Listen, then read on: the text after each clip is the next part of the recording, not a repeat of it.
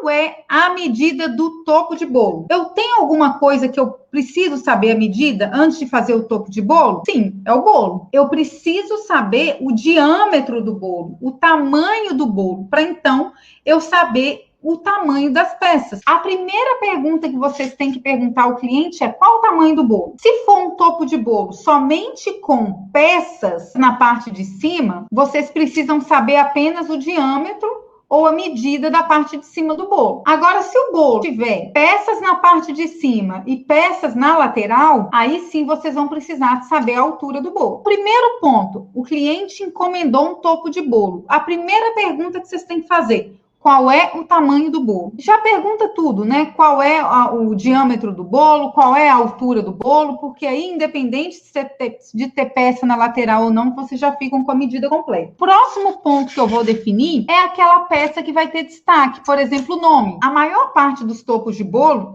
a gente está homenageando alguém. E esse nome é a peça que geralmente é maior, que tem mais destaque. Então, eu vou partir do princípio de que essa minha peça maior, ela tem que ficar em destaque e ela tem que estar de acordo com o tamanho do bolo. Se eu preciso saber qual o tamanho do topo do bolo, o que eu vou partir? Bom, se eu vou fazer uma faixa com o nome Pedro e essa faixa que vai ter mais destaque, essa faixa eu sei que ela não pode ultrapassar 15 centímetros. Porque imagina, eu vou fazer um topo de bolo e eu coloco lá a faixa escrito Pedro com 20 centímetros. Olha aqui, ela ficaria muito maior que o bolo, já que meu diâmetro tem 15. Então, quando eu vou fazer ali a faixinha com o nome, eu sempre pego um tamanho que não ultrapasse a medida do diâmetro do bolo. Depois que eu definir a minha peça de mais destaque no bolo, que é a faixinha com o nome, a partir da medida do nome, que é de 13 centímetros,